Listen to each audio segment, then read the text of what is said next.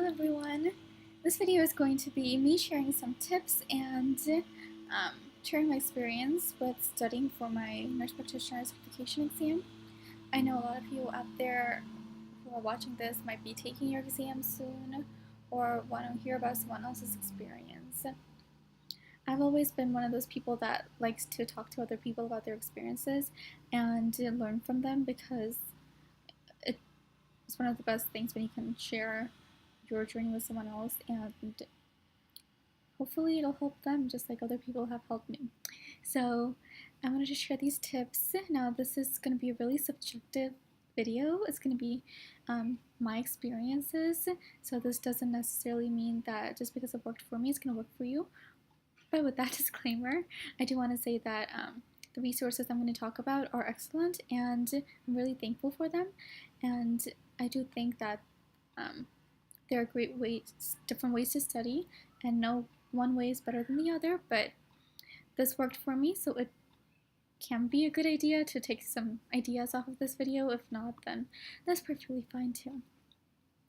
To get started, so let me just start talking about my study plan. I started studying about 2 months before my exam, and that was while I was still in my program because it's always better to start studying ahead of time and not wait last minute.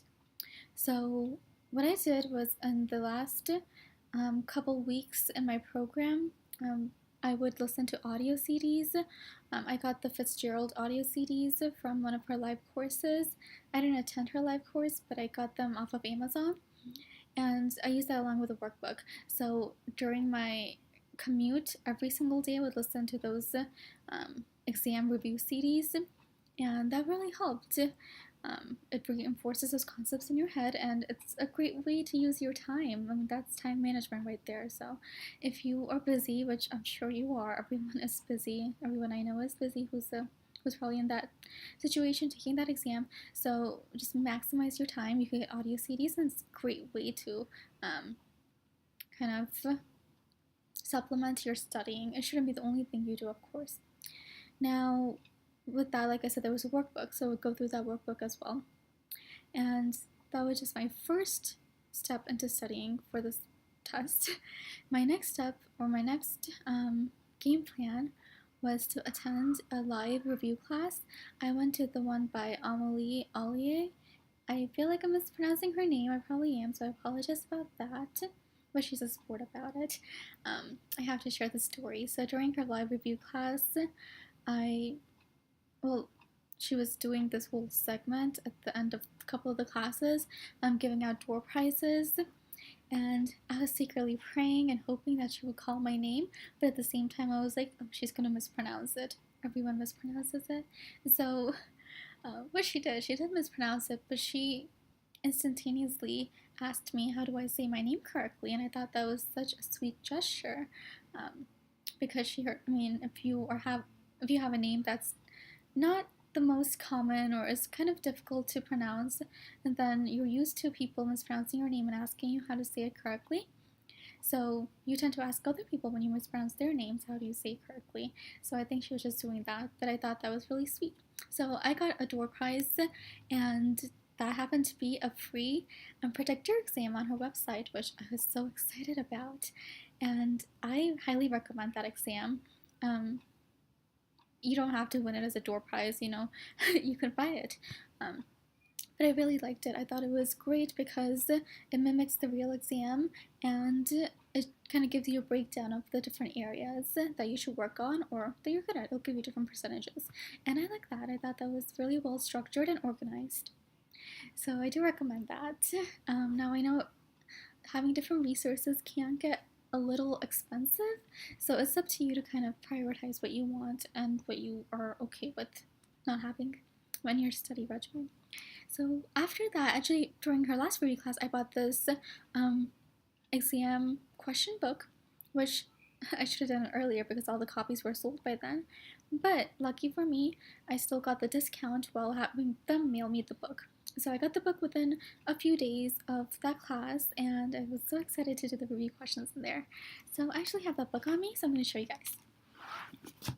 This is the wonderful practice questions book. It has I forget how many, but I think there's like thousands of questions in here, which is great because you should be doing thousands of questions leading up to the test. Now, if you don't have time, you may not do exactly that many, but definitely doing as many questions as you can will help you.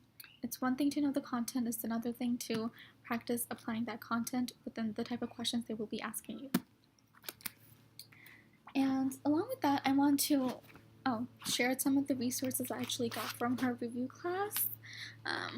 It's just a review book, but I thought it was great. It does a good job of making the content or presenting it in a concise manner. But at the same time, I think if you're studying for a test like this, you should have another resource book that you can look up much more thorough information regarding the content that is condensed.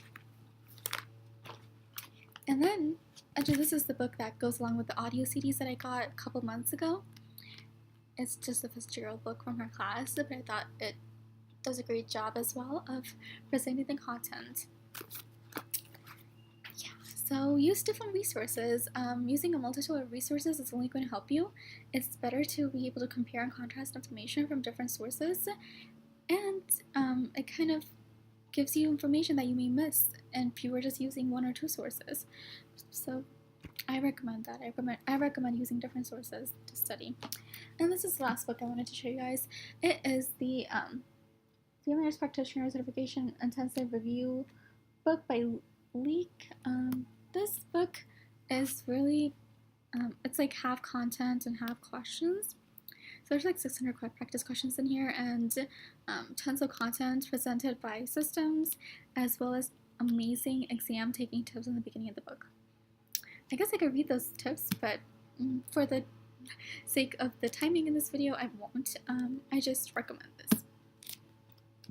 I will share though that it does help to do like practice exams, not just like 20 questions at a time or something, but I mean like actually sit down as if it was a real testing scenario and put yourself through that 150 questions. I took the FNP exam, so I'm speaking for that. I cannot speak for the other exams since I did not take that and I do not know anything about that. But for the one I took, it was 150 questions, and that's all I can say. I can't say anything more about it.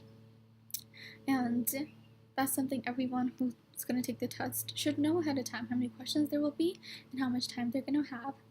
And also know that you're allowed to take as many breaks as you want, but the timer is going to keep going, so you just have to make sure that, again, you have good time management when you're taking an exam.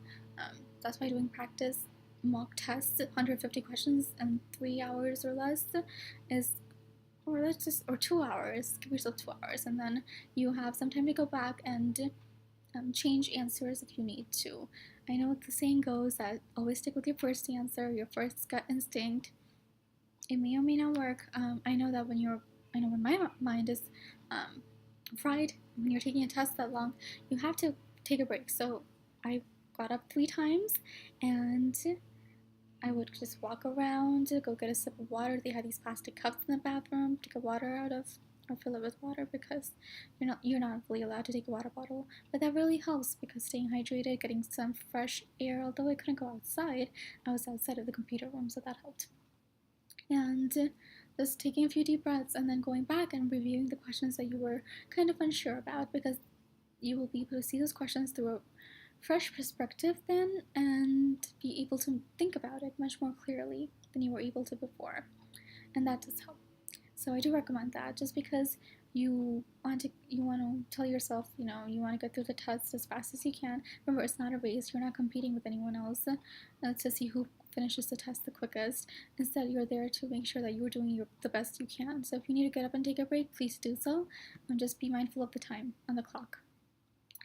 With that, I want to say good luck to everyone who's going to take the test. Remember, it's just a test.